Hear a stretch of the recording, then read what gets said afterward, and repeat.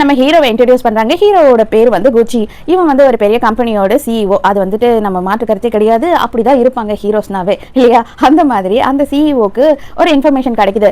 அவனோட அசிஸ்டன்ட் என்ன சொல்றான் அப்படின்னா, சார் உங்களோட குழந்தை எங்க இருக்கு அப்படின்னு கண்டுபிடிச்சிட்டோம். ஒரு லேடி, அதுவும் அவங்க சிங்கிள் தான், அவங்க தான் வந்து 2 வருஷமா குழந்தைய நல்லபடியா வளர்த்துக்கிட்டு இருக்காங்க அப்படின்னும் போது உடனே நம்ம அங்க போறோம் அப்படின்னு கிளம்புறான். இந்த பக்கத்து வீட்டுக்காரி இருக்கா இல்லையா, அவ வந்து வெளியில கூட்டிட்டு வந்துட்டு பையன் கிட்ட, அடே மறுபடியும் இந்த மாதிரிலாம் பண்ணிட்டு இருக்காதடா, ஏதோ இங்க வந்துட்டு சாட்சிக்கு ஆள் இல்லைன்றதுக்காக அந்த பிள்ளை மேல பழிய போட்டுட்டோம், நீ இந்த மாதிரிலாம் இது பண்ணாது அப்படின்னு சொல்லிக்கிட்டு இருக்கா. பார்த்தா அந்த நேரத்துக்கு ஹீரோனோட வீட்டு வாசல்ல ரொம்ப எக்ஸ்பென்சிவான காருங்கெல்லாம் வந்து நிக்குதா. என்னது இது, இவ வீட்டுக்கு என்னத்துக்கு இவ்வளவு அளவுக்கு காருங்க வருது அப்படின்னு சொல்லி யோசிக்கிறா அந்த பொம்பளை.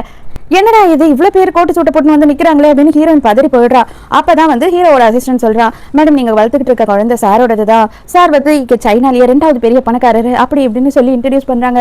ஹீரோயினுக்கு அப்படியே மனசே வருத்தமாயிடுது. ஐயோ 2 வருஷமா என் பிள்ளையா இப்படி வளர்த்தனே, அந்த பிள்ளையோட அப்பன் ஒருத்தன் வந்துட்டானே அப்படின்னு ரொம்ப ஃபீல் பண்றா. குழந்தையாவே ஓடி வந்து ஹீரோ பக்கத்துல நின்னுக்கிறான். அப்போ வந்துட்டு உடனே வந்து செக்ரட்டரி என்ன சொல்றா, மேடம் இதுல வந்துட்டு உங்களுக்கு இவ்வளவு வருஷம் வந்து எவ்வளவு செலவாயிருக்குமோ அதுக்கான காசு, உங்களுக்கு இழப்பீடு அது இதுன்னு சொல்லிட்டு ஏக்கச்சக்கமான காசு இருக்கு, வச்சுக்கோங்க மேடம், நாங்க குழந்தைய கொண்டு போறோம், அது மட்டும் இல்லாம டிஎன்ஏ ரிப்போர்ட்டுமே இருக்கு அப்படின்னு சொல்லி கொடுக்குறான். அப்போ உடனே ஹீரோ என்ன சொல்றேன்னா, இதை பார், இதுக்கு மேலேயும் நீ வேண்டாம் அப்படின்னு சொன்னீங்கன்னா இதையும் எடுத்துக்கோ, இதுல 3 மில்லியன் இருக்கு இந்த கார்டுல அப்படின்னு சொல்லும் போது ஹீரோயினுக்கு, நான் 2 வருஷமா இப்படி வளர்த்த பிள்ளைய காசுக்காக விற்பனாடான்ற மாதிரி பாக்குறா. குழந்தைங்க அம்மா விட்டுட்டு முன்ன பின்ன தெரியாத யாரு கூடயும் போவாதுங்க இல்லையா, அந்த மாதிரி தான் குழந்தையும் வந்து ஹீரோயினோட காலை பிடிச்சிட்டு ஒரே அழறான். உடனே வந்துட்டு ஹீரோக்கு பார்க்கும்போது இவன் இல்லைன்னா இவன் இருக்க மாட்டான் போல இருக்கே, என்ன பண்றது அப்படின்னு கொஞ்சம் மைண்டுக்குள்ள ஓடுது.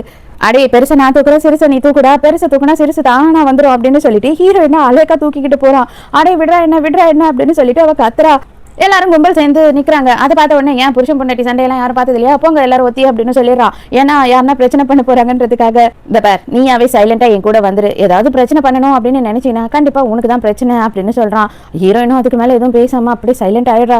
ஊருக்கு வந்த உடனே என்ன பண்றான் அப்படின்னா, இவனோட வீட்டுக்கு கூட்டிட்டு வந்துடுறான்.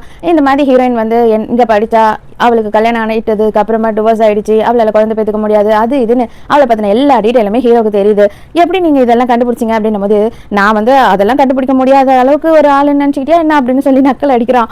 அப்போ உடனே இவன் என்ன சொல்றான் அப்படின்னா, சரி அதெல்லாம் இருக்கட்டும், நீ வேலைக்கு கூட எதுவும் போகாம 2 வருஷம் குழந்தை எப்படி வளர்த்த அப்படின்னு சொல்லி கேட்கும் போதுதான் ஹீரோயின் சொல்றா, இல்ல என்னோட ஹஸ்பண்ட் வந்துட்டு இழப்பீடு கொடுத்தா எனக்கு டிவோர்ஸ் பண்ணும்போது என்னால அவ்வளவு சின்ன குழந்தைய விட்டுட்டு வேலைக்கு போக முடியல, அதை வச்சுதான் நான் வளர்த்தேன் அப்படின்னு சொல்றா. இதை பார், உனக்கு நான் ஒரு நல்ல ஆஃபர் கொடுக்குறேன், என் குழந்தை வந்துட்டு என்ன புரிஞ்சுக்கிட்டே என் கூட இருக்க ஆரம்பிக்கிற வரைக்கும் நீ இருந்து கூடிய அவனை வளர், அதுக்கு உனக்கு என்ன அளவுக்கு செட்டில்மெண்ட் வேணுமோ அதை நான் தந்துடுறேன் அப்படின்னு சொல்றான். இவளை பொறுத்த வரைக்கும் குழந்தைய விட்டு இப்ப பிரியாம இருந்தா போதும், குழந்தை ரொம்ப சின்ன குழந்தையா இருக்கு, அதுக்கப்புறமா கூட நம்ம வந்து இங்க இருந்து போயிடலாம் அப்படின்ற மாதிரி தான் அவன் நினைக்கிறா. ஏன்னா இவ இல்லாம ஒரு நாள் கூட குழந்தை இருந்தது கிடையாது. ஏங்கி ரொம்ப அழுது உடம்புக்கு எதனா வந்துருச்சுன்னா அவளுமே சரி ஓகே அப்படின்னு சொல்லி அக்ரிமெண்ட்டுமே சைன் பண்றேன்னு சொல்லிடுறா.